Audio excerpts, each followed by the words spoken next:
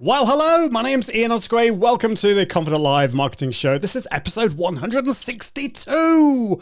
And in today's episode, we're talking about how to share what you love. It's about passion today on live video, because it's not all boring stuff. It's also like, how can we share what excites us and gets us up in the morning every day? So that's what we're going to be talking today about, but it's not me. It's not a solo episode. I'm joined by the fabulous Shelly Nathan, otherwise known as Shelly Saves the Day. Hi, Shelly. How are you doing? Hello. Good morning, good evening, good afternoon. I'm doing Merry well, Christmas, thank you. Happy How New are you? Year and all that stuff. Well, it's great to have you. We've not actually, until today, we've not had a proper chance to chat. I think we've exchanged comments and stuff in the socials and stuff. But I'm excited. We're going to actually see each other in person, aren't we? Yes, May, at the end of May. In Orlando, Florida. So that's going to be exciting at VidFest. So yeah, tell us where you're dialing in from today. I'm coming to you live from Seattle, rainy Pacific Northwest. Awesome. I've never been. Is it as rainy as people say it is, or is it? It must be. Yes. Okay. Yes, it is. But the summers are so beautiful that like you forgive it the rest of the year. You know what I mean? Yeah.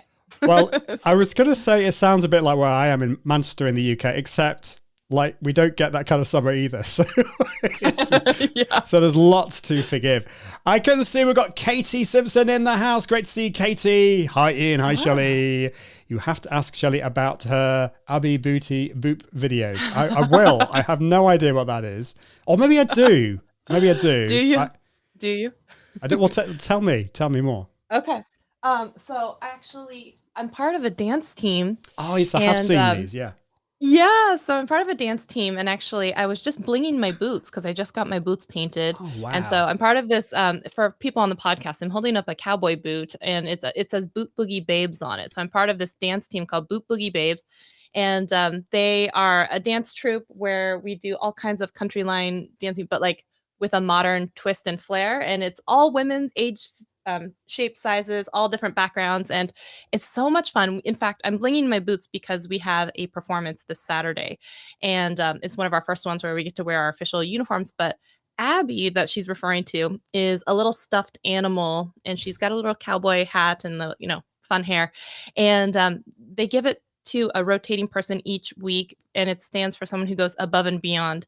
And so you go on adventures with Abby, and you usually share and report back with the group, like, what have you and Abby been up to this week? But because I do make videos, I did an entire week-long series of what Abby and I were up to all week, culminating with her doing her very first Boot Boogie Babes performance style dance. It was her lifelong dream to dance, so I let her dance. That is awesome. That is awesome. Well, I'm going to have to check that out after the show. Yeah. Wonderful. Well, we haven't actually started the podcast recording yet, so I might have to ask you that again. But if you've just joined watching us live, welcome. It's great to see you here. Let us know where in the world you're watching from. And if you're watching the replay, do put #replay, because we kind of love to know. And we're here to serve you. Well, it's time to get on with the main show and start the podcast as well. So let's do that right now.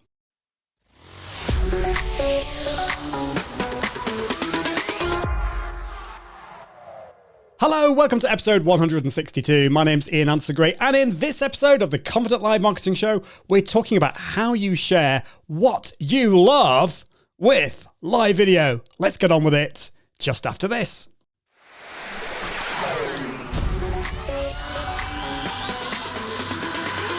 Welcome to the Confident Live Marketing Show with Ian Anderson Gray. Helping you level up your impact, authority, and profits through the power of confident live video. Optimize your mindset and communication, and increase your confidence in front of the camera. Get confident with the tech and gear. And get confident with the content and marketing. Together, we can go live! Well, hello. Ian Answergray here, Confident Live Marketing Show. Do you go live and share what you love? Or is it all a bit boring? Have you lost your passion? That's what we're going to be talking about today, as well as some mindset things. How do you get over perfectionism and procrastination and all these horrible, scary things and get focused to your audience in front of the camera? Well, that's what we're going to be talking today about. But to let you know, next week, next Friday, if you're listening to the podcast, or next Tuesday, if you're watching live, the episode is all about microphones. So video isn't just about video, it's also about the sound. And so I'm going to be comparing about 3 or 4 different microphones that I played with, like the Heil PR40, this couple of Samsung microphones. And we're going to get a bit geeky and techie talking about that. So that's next week. Do tune in for that. But it is time to bring in my special guest for today, who is Shelly Nathan, otherwise known as Shelly Saves the Day, who is a Seattle-based video creator and YouTube coach. She is passionate about helping creators learn how to share what they love with the world through video and make money doing it. She is also co-host of the Video Marketing Value podcast, the creator of iMovie Made Easy, which is a comprehensive online video editing course, and was the senior video manager and product expert at TubeBuddy. Welcome to the show, Shelly. Thank you. Thank you very much. I'm happy to be here. Well, it's great to have you here, and as the crowd's like, okay, thank you, crowds. It's great to hear from you, but it's great to have you here, all the way from Seattle. And we were just talking about just before we started recording for the podcast that it's a bit like Manchester, where I live in the UK, except for in terms that it's rainy, except that you actually have a proper summer. We do have a beautiful summer. Yes, yeah. You can go out on the lake, you can go hiking. We've got so much to see. It's beautiful here. Awesome. Well, one day I will get there. We're seeing each other at VidFest in May in Orlando, so I'm looking forward to that because we actually haven't met in person, so I'm excited Not about yet. that. Yeah, we're gonna very soon, like a month. I know. Oh my goodness. Yeah, I think I've booked my flight. Haven't booked my hotel yet. Oh dear, all these things to do. But you should. I know. They're gonna run. They ran out at the hotel where the conference is. Yeah. So I'm at a hotel like within walking distance. So yeah, that's what I'm gonna do. I'm a cheapskate as well. I'm gonna find a cheap hotel. Well, not too cheap. I have some standards, but standards. Let's have a look at the chat. Oh, the chat's not working there. Never mind. It's nice when things don't work. But so we've got Discord for creators in the house. I think you might know who this is. Saying Keely. Hey. This whole story of the dance troupe and Abby videos is everything. And just for podcast listeners, can you just briefly go over that? Because I think Katie was asking this. You do a bit of dancing, don't you? I do. I'm on a dance team or a performance dance team. It's called Boot Boogie Babes. And so we bring women together from all over. We have chapters in like Seattle and Charleston and a few other places, but it's just a place where women can come together, dance, grow in friendships. And it's all ages and sizes and backgrounds. So it's really great. But the Abby videos they're referring to, each week, each team gets to present this little Abby. It's a little stuffed sock kind of mascot, and it stands for above and beyond. So someone who really did a lot with their homework or anything like that. And so I received Abby, and because I am a video creator, you're supposed to have a photo or check in with Abby and show what you're doing. But I made an entire week-long series of all the activities she's been up to, culminating with her first dance performance that she's always longed for in her heart of hearts if she could talk. So that's what we did. And Abby and I had a great time this week. That's so fun. So fun. Well, you definitely need to. How can people see this? Is it on your YouTube channel or something? Or oh, goodness. I think it's on my Facebook. You know what? I will post them on my Instagram. I will have to do that. I will post them on my Facebook and Instagram so everyone can enjoy Abby. Because before it was just internal to my friends and dance team. But I will share Abby with the world. Absolutely. She would like that. That's what we want. She would like that. Definitely. Now, it's working now. The chat is working. So we've also, Katie is saying they rival your reels in. Oh, so we've got a bit of competition here. They're pretty funny. Abby's got some sass to her. Oh, yeah. Okay. That's what I definitely don't have sass. So she's got some sass. Katie saying iMovie made great. iMovie made great. Made easy even. Sounds great. I can't speak today. Martin is saying, I love this, Martin. This is great advice. Perfectionism. Just get on with it. That's the advice. If only it was that easy. Well, maybe it is. I've got Paul from Vancouver, Hardboiled English, saying greetings. Great to see you. And Seattle's great. It's not too far from you, really, Vancouver, in the scheme of things, is it? It's only just a couple hours. Couple of hours, yeah. We've got Par Gaming saying hello. And Katie saying have tons of fun in Orlando. So that's great. Awesome. So, Per Gamer, I can't actually see your other comment. So, if you got the comment, just post it there. And we've got Dr. Elo in the house. Great to see you, Dr. Elo. Hope you're doing well. Awesome. Well, so Shelley, how did you get into video? Because I mean, looking at your YouTube channel, actually, let's just have a look at your YouTube channel because it is amazing. Oh boy. Like, it's just, got all these shorts and all these videos, and you go live a lot as well. So, yeah. So there's a lot going on. How did you get into video in the first place? So I've also been going live once a week, every Thursday for over a year and a half. And I was sporadically doing it before, but so I have a show every Thursday where I go live too. So I have definitely got some bumps and bruises along the way and learned a lot from going live. And we're going to talk about that. But how I first got into video in general, and I don't know if this is just me, but I feel like a lot of people who have a YouTube channel who start to get known for anything, it's like their second or third YouTube channel sometimes. They're like different categories, they change. And I'm no different. I first had a YouTube video, my very first one, actually. I always forget about this one, but I was applying for a coding boot camp. And one of the requirements was to create a video answering these questions that they'd laid out for you. And then you had to upload it to YouTube as an unlisted video. And then you had to, share the link with them. And I was just out of my depth there. I was like, wait, what? I've got to edit a video. I've got to answer these questions. I have to stick to this time limit, upload it. What is unlisted? Like all of these things. And well, I guess it worked because I did get into that coding school. But it was many, many years later when I first then did a real YouTube channel. I kind of feel like that one doesn't count, but it still does count because it was a video on YouTube. But the other one was a beauty box unboxing. So that was originally then how I got onto YouTube. Awesome. So how long ago was that roughly? Are we talking like, oh my gosh, 5, that would have 10, been 15 years? I don't know. What was that? It was like, what was that? 2014, maybe the end of 2014. Wow. I had to make that YouTube video. Yeah.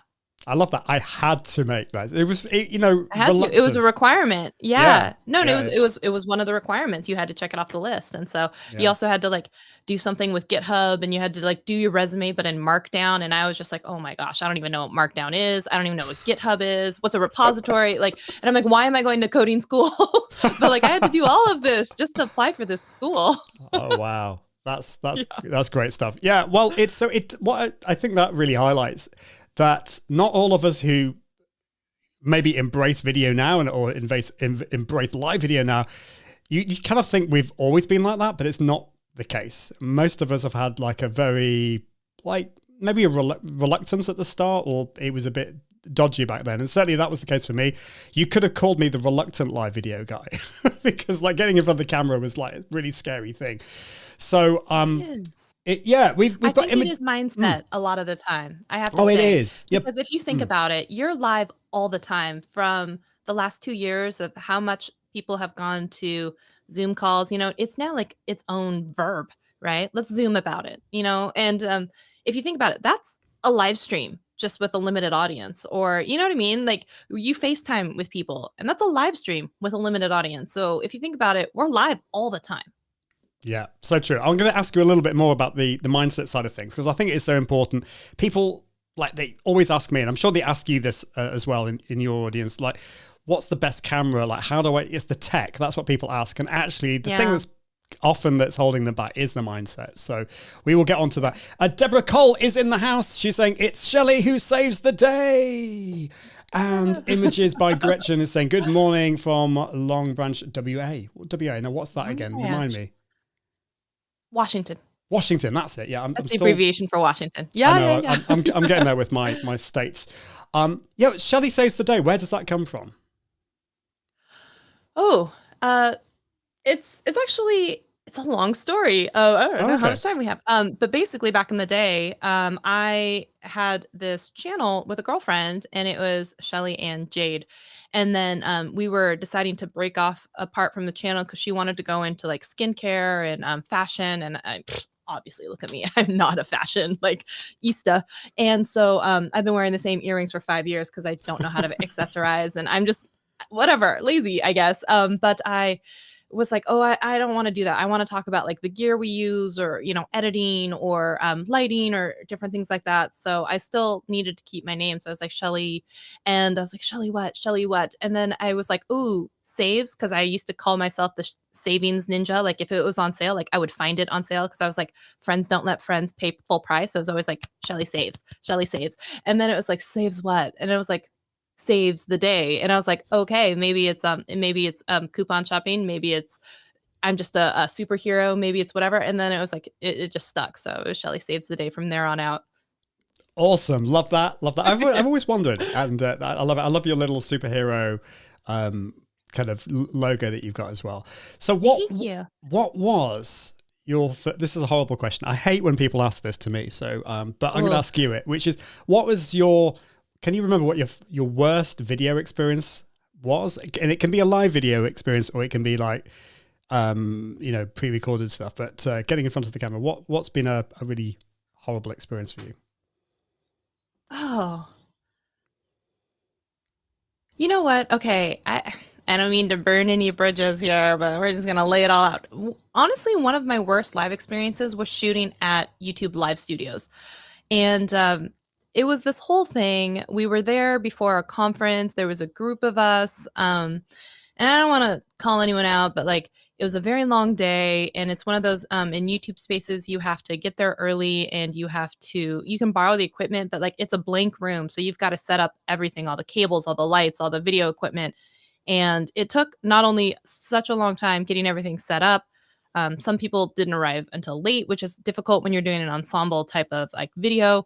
Some people just like didn't come. And then even if it was a little bit disorganized, it would have been, I mean, the people were great and meeting a lot of people was great, but the video never materialized either because after everything was shot and in the can and everything like that, I don't know, it got corrupted or something. So it was like an entire day there at the studios and we never even saw a video at the end of it. That's not what you want at all. No, I wanted to see it because I'm sure it would have been a good video. And that's what makes me mad is like, it's there. It's gone. Well, it's often you say something that is pure gold and then you realize your mic wasn't switched on. It's always the case when there's some technical problem. Sure it was probably bronze at best, but I'm just saying like you want to have your whole day worth something, right? You know, like, and it was, I got to meet some very lovely people and I got to be at the space, but I wanted to like see the video at the end. It just never happened. Well, I think that's fair enough. So I can't see who this is because Facebook, but she says, this person says, she better not say being on my show. So whoever you are, Facebook user, let us know. Whoever you are. No, it was one of my favorite experiences ever. What? No. And if you're watching on a Facebook group and you haven't given permission, then you just need to go to confident.live/show my name, and then we can see who you are. Katie Simpson is saying that is so true about FaceTime and Zoom being live videos with a limited audience. Absolutely. Right. And it's Jeff. It is Jeff C. No, I had such a great time with Jeff actually. No, and I'd love to have him on my show. And I said, remember when I said there's very few people that I would actually get up this early for? And I was like, Jeff is one of them. And I was like, you're the other one. Because like everyone else is like in the afternoon or evening. But no, I had a great time on Jeff's show. Oh, well, that's awesome. It was great to see you on Jeff's show. So let's talk about live. Why do you embrace live video? Why would you say that these days, there's a lot of talk about live video has had its day, you know, people saying Facebook Live is dead and all these kind of like depressing things. Why should we these days embrace live video? Why do you keep doing it? I think there are so many reasons why we should be embracing live video. First of all, one is the connection that you have with the audience that's there. And I mean, not to be too metric centric, but also live video viewers usually tune in for like 5 times longer than a video on demand. So think about this for a second. People stay for a longer time. They like to interact. They like to see their name on screen. They like to see you respond to one of their questions, stuff like that. So they will hang out longer. And so who doesn't want more watch time? It makes YouTube happy. It makes your watch time hours happy, possibly your own. If you're dropping nuggets of, bronze, silver, or gold, and you're getting a super chat, a super thanks, a super sticker, whatever, or a channel membership out of it, awesome. Or, if you're talking about something and someone watches and says, I really vibe or jive with her, so I need to book her for a consultation or a channel review, and you're making money that way. So it's already great. But also, if you think about video on demand, what people don't get is authentic a lot of the time. And I think what people are craving these days is authentic. And, with live, you don't get to have all the cuts. You mess up your line and you're like, oops, and you have to do it again. Or, and I think people like to see that versus it's so perfect, it's unattainable, it's unrelatable, and you don't get those little funny little comments or like, oh, let me go on this side tangent real quick and tell you about Abby and my dance team or something, because that would never make it into a video. So it's really getting to know the presenter a lot more as well. So, I mean, there's just so many different ways all around why it's so much better. Yeah, I agree. I mean, people go on about authenticity a lot, but I think it's so true. And that is why, one of the reasons why I love live video, because you're actually meeting people you're actually seeing people being real. And when you watch an overly polished YouTube video, pre-recorded video, I mean, they have their place, and I watch a lot of YouTube videos, but you're not really getting to know the real person, it feels, because they're slick, aren't they, and professional and stuff, which is fine. But yeah. So to that end, I'm going to even tell you. So I don't know if you have seen recently, but I recently privated like 250 videos and privated 2.5 million views on my channel by basically hiding all of my video editing tutorials, because what I want to be known for now is about, creator economy and YouTube education and stuff. So I needed to stop driving views to videos that were bringing attention to subjects I don't want to really be known for anymore. And if you think about those videos, they were polished and they were short, but no one ever cared about me. It was like a utilitarian type of experience. You come, you get the information for the one thing you want to learn, and then you're out of here like an encyclopedia, if people are old enough for even remembering what that is, like a Google search, and then you're out of there. And I know, I'm like, oh no, I'm aging myself. But now, especially because I've been going live for the last year and a half, and I have like this core group of people that understand my humor, that understand that I have a squirrel brain, that understand all these things, and we joke about it, I feel that connection is so much deeper. And I feel like that's a better place to have that relationship forming from and get those 1,000 true fans than the millions of views I was getting on something that didn't serve me as well. And people didn't know me at all. That's really interesting. I mean, that must have been quite a scary thing to do. Terrifying. To do that. But it's 95% of my views on my channel. So wow. I just cut off everything. I cut it all off. Wow. I mean, I spoke to somebody relatively recently who got rid of like 2 or 3 videos, which were their most popular videos, and I was actually bringing in a sizable amount of money every month. But 95%, that's a huge thing. But it is the right thing, because ultimately you want people to know you for a particular thing. And if you've changed, if you're focusing on something else now, then that's what you need to be known for on YouTube. So I think that's great. We've got Dr. Ela, who is saying, I am here to support Shelley. Whoop-woo! Yeah. What, you're not here to support me? Oh, but anyway, that's great to see. And you by proxy. Yeah, and Jeff is saying, okay, I think I'm in the right place now. Where does Shelley think live video is going in the future? Is it shopping, community building, VR? All the above. I mean, if you think about it, Amazon Live is doing so much with like live streaming and the shopping integration already built in. YouTube is starting to, I think, dip their toes into it. I don't know if you've seen it, but sometimes in a video, like a video on demand, now I've seen if they have linked a product in the description box, you would usually see that. But now I'm starting to see like a little ad for like Sephora or a thing that says like you can click on it and go buy it. And I don't think it would be that far off for, for YouTube or for Facebook to start doing, oh, here's this and you want to buy it. Like they're going to make it a lot easier. And if you think about it, live streaming, like QVC has been like live streaming to a television audience for like decades now, and people are accustomed to, just like, the infomercials. It's like infomercials but live. And so like Amazon Live is already doing it because they're so integrated with the shopping experience and into our daily lives, but it's gonna be everywhere. I completely believe that. And if you look at like what the trend has been like in China, where some companies will make their entire yearly sales budget in the course of a few hours in a live stream. Their live stream presenters are like celebrities over there who can move millions and millions of dollars in product. And if you think about that, like it's coming here. There's no way it's not. I think TikTok shopping has already started kind of dabbling in it as well. So it's coming. That is the future. I think you're right. And all the major networks out there seem to be going in this direction. So yeah, live shopping. Is this something that you're dabbling in? Have you tried Amazon Live and the other ones? Is this something that's part of your strategy, or is it something you're looking at? I'm definitely looking at it. And that's one of the things with my squirrel brain. When something new comes out, like I want to try it. I want to see. I'm not someone who's just like theorizes about if, like I want to know and I want to fail and I want to like see it for myself. So yeah, I do Amazon Live video. I do shoppable video. I do, the posts. I do every single type of way that they'll allow us to present or do something in our Amazon influencer store. I do it. Yes, absolutely.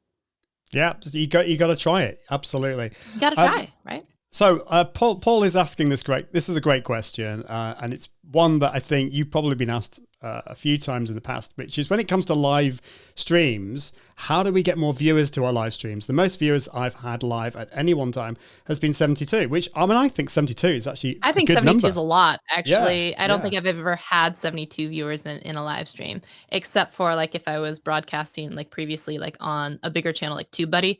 I have never had 72 on my personal channel. So first of all, put that in perspective. That's a lot of people. But to answer your question, are there some things that you could do to help with that? I don't know if you've seen, but YouTube has also announced recently some new changes up and coming to live streaming. So I'm going to talk about both and then come back to the question. But one is going to be going live together. I know this is something they've been working on for like 2 years. It's basically like Instagram Live, where you go live with two people, like on your mobile phone. That's rolling out very, very soon, or already like starting in beta. There's also the live ring indicators that are showing that basically someone is live, which is awesome. There's also, after the channel live stream is over, they have these redirects where you can go in and put them onto like a premiere on your channel or a different channel, which is interesting and new. And then they also have new live question and answer type of experiences coming soon. And then like this full screen, so you can have the chat on screen or not. So it's really interesting how much they're developing the live platform. But if you think about what are the tools that are available to you now to increase your likelihood of going live? One, scheduling an event in advance. Two, making sure that you post in the community tab a few days before or the day of that you're going live and let people know. Three, if you have an email list, make sure that you're tagging it and letting people know a couple days before, as well as like, hey, in an hour, as like a reminder. If you have a guest coming on, making sure that they can do something like Restream has a great feature like we're using, I think, with pairs, so you can have it also broadcast on their channel. There's also the option to have a trailer. So you can upload. I tried one. It turns out you have to have at least 20 seconds or more. I tried to do one, I think, as like a short or something. It was like 15 seconds. So it says it must be 20 or 30 seconds. So you can create a trailer that people can watch before the live, which is amazing if you think about it, and say like, hey, this is what we'll be talking about, or this is my guest, or whatever you want to do, or hey, respond with your questions. Or also use your other platforms, such as what are questions that you have, put them out on Instagram as like a poll or a story or something like that. Start using those things, bring people over into the live stream. And then also multi-streaming can also help as well to build up your audience. So those would be my tips. Wow, they are like really, really helpful stuff. And I didn't know that about those new features that are coming with YouTube. Your finger is obviously on the pulse, and in knowing about all of these things. And so this whole trailer thing, is this something that we've all got? that we can Yeah, add? yeah, it should be. Oh, okay. And when you're going in and scheduling your event, there is a little item. It says like add trailer, and then you add an existing video from your library that's already uploaded. So usually an unlisted or something like video. So you could create just a general trailer and be like, "Hey everyone, it's Shelly, and I'm going to be, talking with Ian on the Confident Marketing, or whatever podcast. And I really hope that you're going to come and join us. And we're going to be talking about mindset and growth and live streaming and how you can share what you love with the world. So I'm really excited. Make sure you set your calendars for March 24th at 9 a.m. We're so excited to talk to you. Make sure you tune in." And you could have that show every time like someone clicks about info and they'll see that video, which is kind of neat. Awesome. I need to get you to do all these for me because you're just amazing at doing that. So I don't know. I black out. I just like say things. That's one of the problems on my live stream. It just word vomit comes out and then someone's like, "Do you realize what you said?" I'm like, "Nope." No. Well, And they're that's like, "Can you that's what say that need to again?" I'm do. like, "Nope." Yeah. Yeah. It's the squirrel brain. I'm exactly the same. Yeah. Squirrel brain, blah, blah, blah, vomiting. But it's hopefully it's like it's. I was about to say it's Shiny good object. vomit. Yeah. Anyway, that wasn't. Anyway, and the community tab idea, I think is great as well. That's not something that I've done. Now, I think with the community tab, I think you need to have at least 1,000 subscribers. Am I right? 500. They Oh, lowered is it. it? Oh, they've lowered it. Ah, but there you go. So if you got under 500, you just need to go for that golden 500 number and then post to the community tab, which is awesome. Paul is saying, "Oh, I didn't realize 72 was good. My average is around It is 25, good. and 25 is Yeah. good." So That's good. I think when I go live, I have like, I think it's a good stream if there's double digits. I'm Yeah. like, yeah. Yeah, because it's not just about the. I mean, first of all, I know you did a short about this that don't get too obsessed by the number because they're 25 like real people who are watching you. But of course, the other thing is you've got the replay and you've got the power of repurposing as well and all that side of things. So Yes. which is awesome. Which we're not really going to talk about today. Now, let's have a look. We've got. Yeah, Katie says, "Wow, 95% of views. Good for you for your boldness and for going for what you want." And she also says, "So interesting regarding live shopping. It's quite a new thing in the UK as we didn't have QVC. I think it has been around for about 20 years, Katie, but probably not so. Yeah, it's not so common in the UK." And Dr. Elo, I support you too, my friend. Jeff says, See, you guilt trip him and then he's I like, know, that "Excuse was- you." That was the Excuse you. strategy. Jeff says, Instagram rolled out tagging products for everyone in posts. I bet they're going to have live shopping rolling out to everyone soon. I wonder whether Instagram are going to allow us to stream from desktop or whether it's always going to be for mobile. I don't know. Any thoughts on that, Shelley? Well, I mean, there's always the services they say you're not supposed to use. I actually signed up through AppSumo, a new live streaming platform as well to try out. And one of their big things that they talk about is Instagram. And I was always like, interesting, because you're not really, as far as I know, we're not really supposed to do that. And I'm waiting as well for TikTok because some select people have the ability to also stream from TikTok from your computer as well instead of from your phone. I think you have to have. I think it's something like 1,000 followers again for that. There's always Just to some have live number. streaming, because I have like right. 1,000 on TikTok. I go live actually every Sunday on TikTok and Twitch, Okay. and but I can only do it from my phone on Right. TikTok, and some Okay. people have the ability to do from their computer. Well, there you go. We'll just have to see. Somebody on Facebook is saying, "Sorry, we can't see who you are, but we're not trying to be rude. Would you agree that going live requires a lot more preparation than just recording videos? I feel I have to plan more carefully when I want to go live. This probably contributes to more to being more authentic." Any thoughts on that? I don't know if I would say it requires more preparation. Because I think with some video on demand, like you're still doing a lot of the same things. Like you might be preparing a script or bullet points or an outline. And I think that a lot of the time a live stream should be the same. Like I usually don't go live just for poops and giggles. Like it's usually there's a purpose in mind. Like I have like something in a specific order that I want to touch on, or a specific type of like lesson that I'm trying to teach that day. So that's no different than a video on demand. With video on demand, though, I just can take as many takes as I want and then stitch it together. So there might be some need to be familiar with your material, because if you're not an experienced live streamer, that frustration and being flustered, it really, I will say this about live streaming. I feel like time goes slower than you think it does.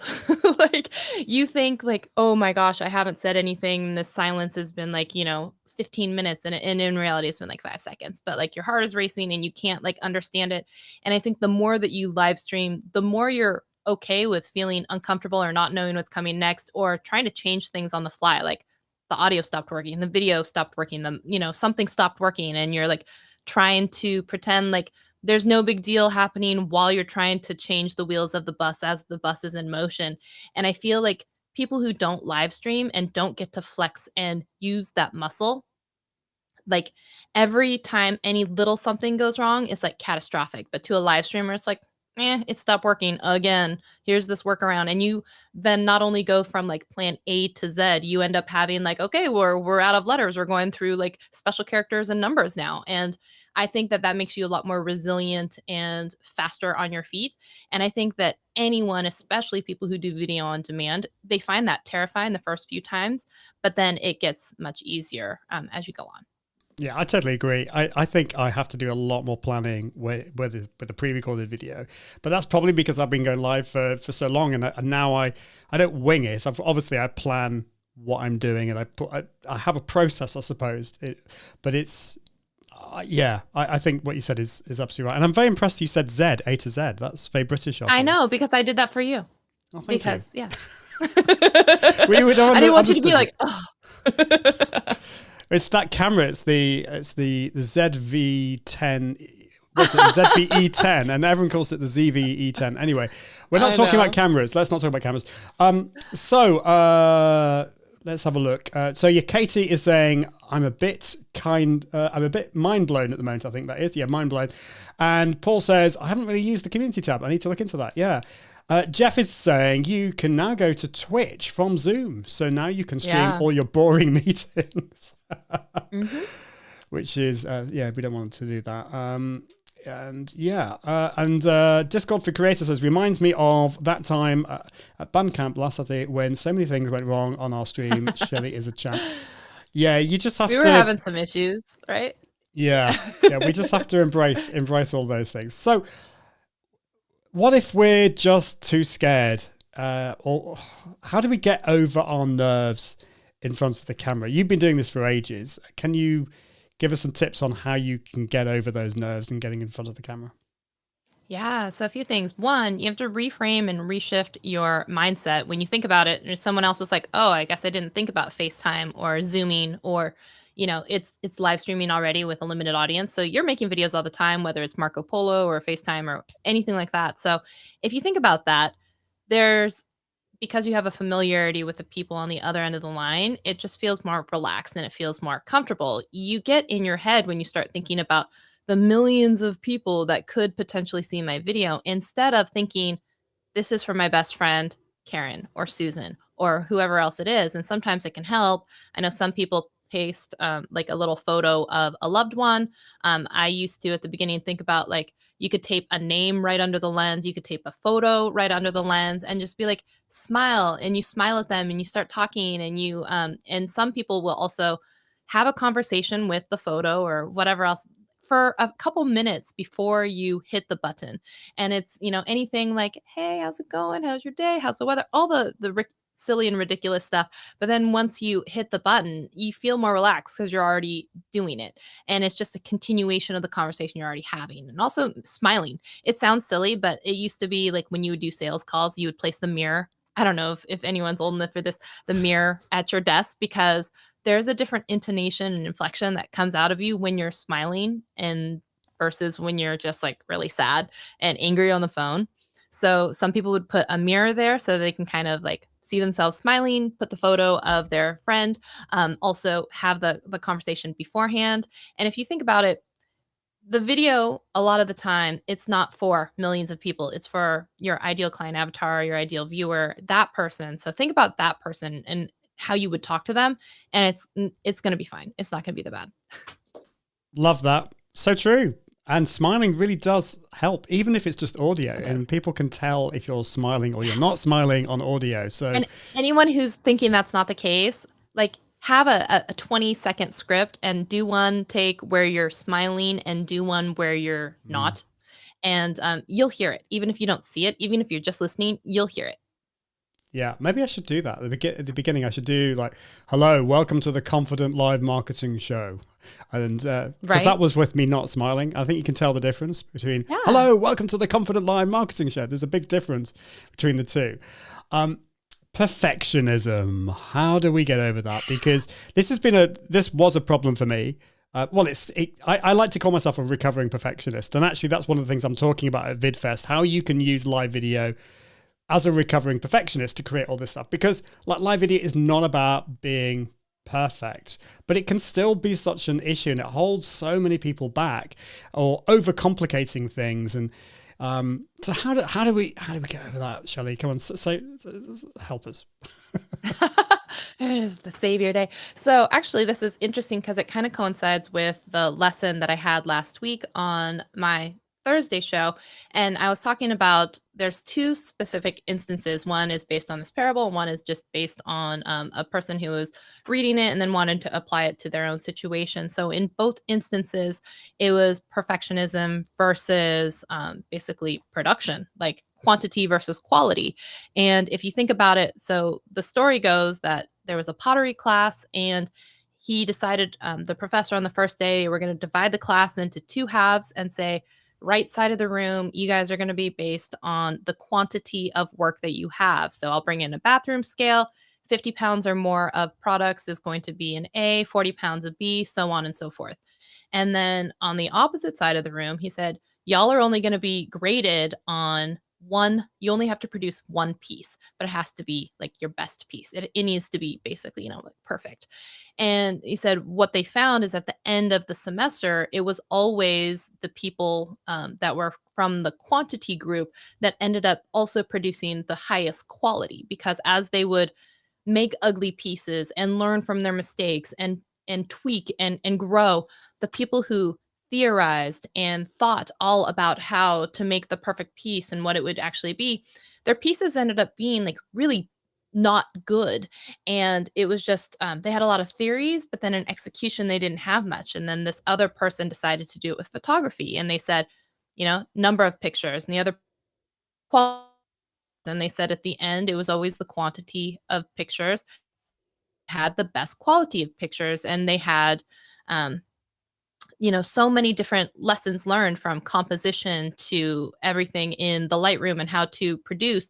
And the people who are only focused on trying to produce the one quality piece had nothing but theories and mediocre photos, is what they said.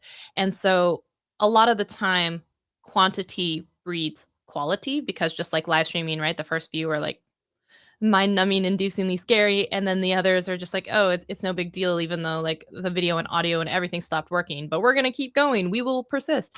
And it's really about that. And I think where a lot of us come in is like, oh, this one, it needs to be great, it needs to be perfect, it needs to be whatever. And last week, Keely and I, we could not connect like together on the live stream. So I think I got booted out of the live stream 4 times and came back in. You make it a joke, it's not a big deal, we're having a good time, we're still learning. Everyone's rooting for me, like, you can stay in there this time, you're going to stay on screen. And it's fine, because I think that's more endearing than trying to only ever be perfect, because then you build up this entire thing. You can't make mistakes, you can't be human, you can't be like, and that's a worse feeling to be in, right? Because we all make mistakes. And so if you think about that, you just toss it all out. We're all just humans trying our best to, muddle along until one day we die. So if you think about it, I mean, that's the thing, right? It's like, so what if one person didn't like your live stream? So what? If 99 other people did, like, that's what is important, or you learn something or whatever else. Like, there's so many other problems in life, that's not one of them. You just got to like put it out there, because you're never going to get to the perfection or quality until you run through quantity. Yeah, it's so true. I think don't take yourself too seriously, joke about it. Right? And I think part of the problem is that so many of us like to compare ourselves to others, so people might go to your YouTube channel and think, oh, like Shelley's like videos are amazing, I could never do that. Oh, like I need to get everything exactly like Shelley's videos before I go live. And that's just like such a bad way to think, but we often It is, we often think like that, don't we? If we're not too Yeah, careful. and if you think about it, like, if you come now, I'm 4.5 years, 5 years into a YouTube channel, but like, you can't look at now as you're like about to make your very first YouTube channel. Well, you could, they're probably still just as good. Um, yours will be better. But like my very first one is like the bluest thing you've ever seen with the tiniest audio. But you know what? That like they exist is the point, you know? And like, oh, I was gonna say I don't private them, but I did. I privated a whole bunch, 250 videos. But it wasn't because I was ashamed. Like up until 2 months ago, they were all still public. It was, I think it's kind of cool to see where someone has come from and like how far they've grown because you can always get better audio, get better lighting, get better whatever, but you can never change the date of first upload. You can never change the rest of it. You know what I mean? So it's like you can improve all of that stuff. You can make the same video again every year on the year. And I know some people who do best whatever for this year. And you can go year after year and be like, wow, better audio, better lighting, better everything, better stage presence. But I think what's more important is, hey, I have 500 videos in my library and repertoire, and look at me, I'm so much more confident. Yeah, and if you think about trying to get things perfect, you'll probably have 0 videos, which is not what you want. Yeah, and it's like you can have a perfect video 3 years from now on something that was like timely at, you know, like I would tell people this before. I was like, oh, monthly beauty unboxing thing. Like here's a boxy charm for March 2000 or 2022. No one cares about it in, next month. So like what are you waiting for? Like sometimes you just gotta like get it out. Get it out. Definitely. Dr. Elo says the ZV Elo camera. Yeah, I love that. And Katie says, when you smiling, the whole world smiles with you. Definitely. And Discord for Creators says, people who take cues off your reactions, if you're cool with it, your audience will be too. Definitely. And yeah, this is your quote. And then you die. Shelley Nathan, then you die. March 24th, right? 2022. Yeah, so yeah, we went from smiling to like death and destruction. So the topic of this show today is about how do we do what we love? I think all the stuff we talked about is so important. We're talking about the mindset side of things, but how do we share what we love on live video or on video in general? And how do we kind of balance that with making money as well? Because so often I see people that are sharing their passion, but they're really struggling to make ends meet, and they may have a proper job as well, and they're doing this in the evening. But if you're wanting to make this your passion and wanting to make this your job, have you got any tips for us? Yeah, I think it's about creativity and never putting all of your eggs in any one basket. I'm a huge proponent of, I like to call them multiple slices of revenue pie. And so once a month, I usually will kind of break it down for people, like how much money I'm making and in what slices it's all being divvied up, just to give also people not only a dose of realism, but ideas of other places that they might be thinking of. A lot of people are always like, oh my gosh, until I get monetized on YouTube. But it's like, oh my gosh, that's the smallest slice of my revenue pie. I would never, never, ever make it if I only counted on that. And if you think about it, one of the things I talk about is like, you should be able to share what you love with the world, but you also should be able to make money because we don't want any starving artists out here, right? We want people to be able to share. And so it's about creativity. If you think about like, oh my gosh, one of the things I love most in life is watching Friends. How can I make money from that, right? And to also come back one more time to the creativity and the perfectionism and the fear of camera. If you talk about things that you're really genuinely passionate about, you can't help but smile. You can't help but be excited. You can't help but just, have gestures and articulate in certain ways. So one, you got to actually find something you're excited to talk about. So that is helpful. And then two, it's not always about getting the most audience. Sometimes it's about getting a specific audience that is willing to support this crazy idea or dream that you have. So if it's, I love watching Friends, and then it's maybe I create a video podcast of me doing Friends episode recaps. And then all of a sudden it's maybe I have merch that's based on some sort of funny phrase, like, and then you die or something else. Or, maybe I created my own merch line. Maybe I created a private Discord where all of a sudden all we do is talk about episodes and why cliffhangers on certain season enders were like awesome or not awesome. Or maybe we do these private chats and live streams with just these people. Or, there's so many different ways that you think about it, from talking about a TV show, like I'd already be watching this on Friends or on Netflix or something. So why can't I take some of that passion and put it behind some sort of thing where you get paid? So there's so many ways. If you think about it, you just have to get creative, and you sometimes don't need to think traditionally about the only ways I can make money are, AdSense, because it could be Patreon, it could be something else, it could be so many other ways to make money. Yeah, so true. And we're going to be talking a lot more about that in future episodes on the show, because I do feel it's something we've not focused so much on recently, the whole making money side of things. But obviously, keeping that passion going is really important. I am thinking one way to make money is to get T-shirts with "and then you die" on them, Shelley. And then you die. I think that is your next thing. And I'm still waiting. I need to make a T-shirt with something that I said at People of Video. I was speaking at a conference, and what's funny is it turned out to be to Alex Lyons, who is communication coach, so he teaches people how to speak for a living. And at one point in my talk, I told him to shut his lips and learn. And so I told him that apparently he should inspire my next merch drop of "shut your lips and learn."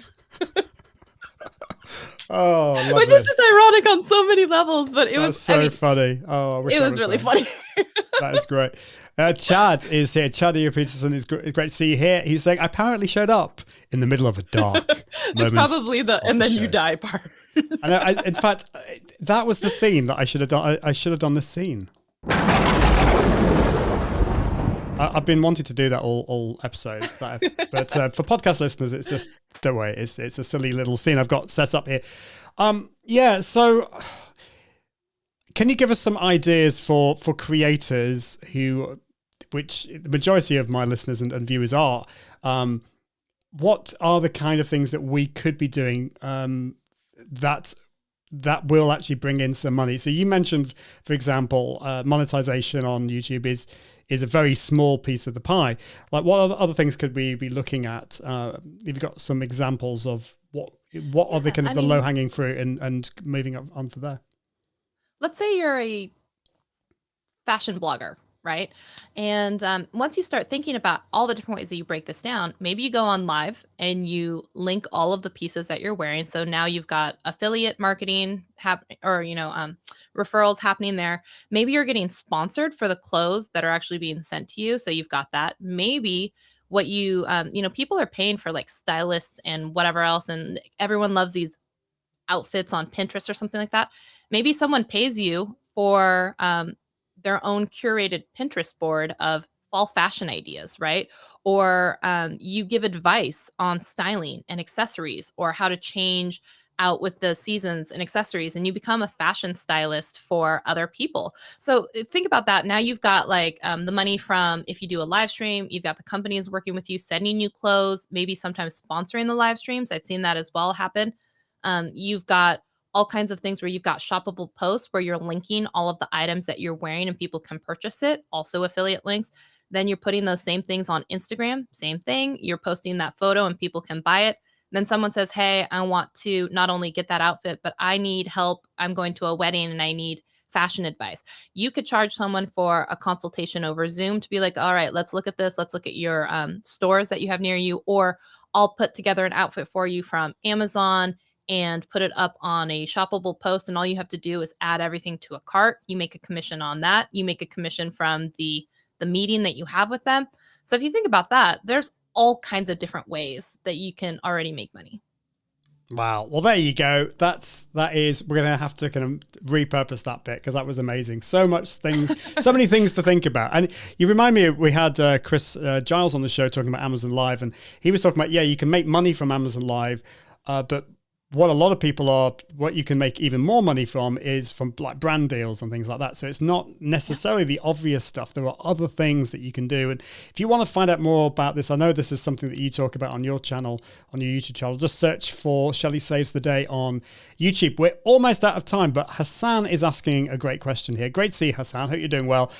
This is this idea of having an optimal number of fans for business success. How many true fans do you think you have, Shelley, that you think are the ones who contribute more to your financial success?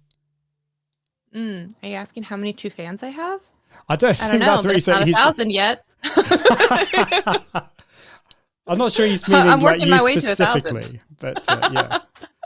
It depends, on what level that they're contributing as well. So if you have, let's say, a Patreon or something like that, where they're paying $100 a month to support the dream or getting something from you, how many of them that's really a question of how much money do you need as a personal budget per month for you to feel comfortable or successful, right? Because everyone would love to make six figures, but like I run into this every month when I talk about like, what do you want to make? Like, what's your goal? Like some people are at, I'd love to hit 500.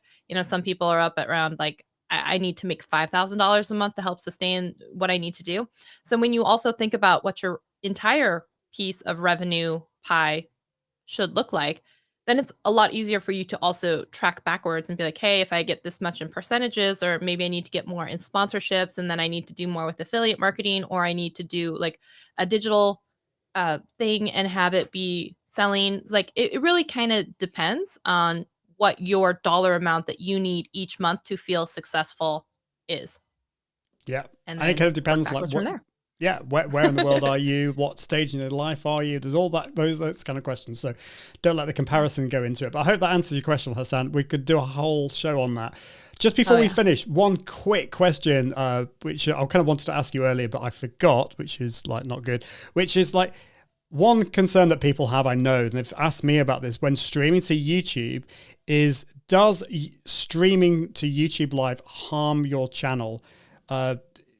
Because obviously people are going to go to watch your pre-recorded video and they're not necessarily going to want to watch like a whole hour of a live stream. So should you have like a separate channel? Or, I mean, I know you don't, so like, I'm just interested in your thoughts there. I always come back to the answer. It depends. Always. And it's the same. Like, should I start a channel for shorts? It depends.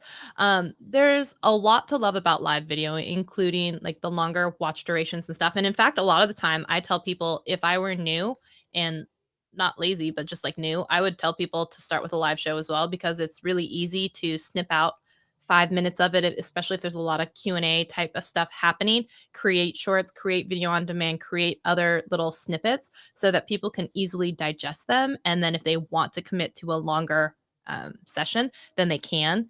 But also keep in mind that you are working for that watch time and whatnot. And so if you private all of those or you unlist them later, then all of the watch time that you thought you were gaining ends up going away.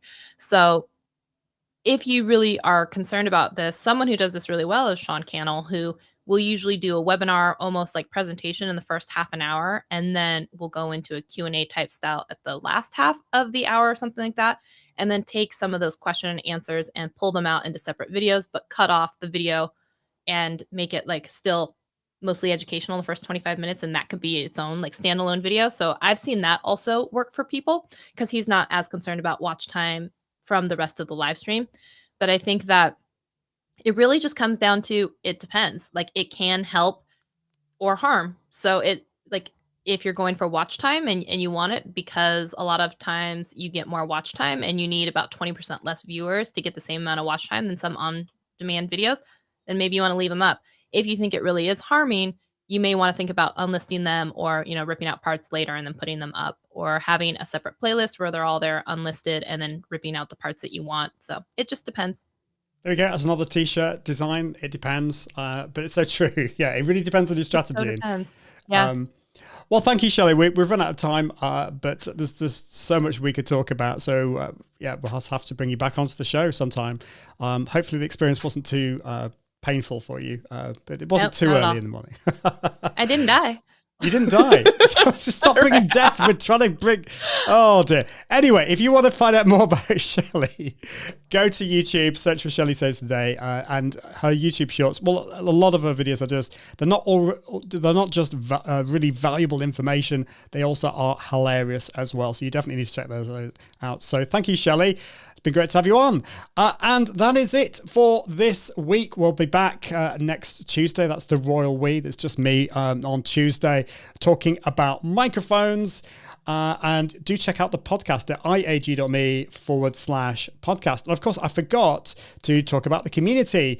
Do join the community on Volley at confident.live/community. That's confident.live/community. But that is it for this week. And until next time, I encourage you to level up your impact, authority, and profits to the power of live video. See you soon. Bye. Thanks for watching the Confident Live Marketing Show with Ian Anderson Gray. Make sure you subscribe at iag.me/podcast so you can continue to level up your impact, authority, and profits through the power of live video. And until next time, Toodaloo.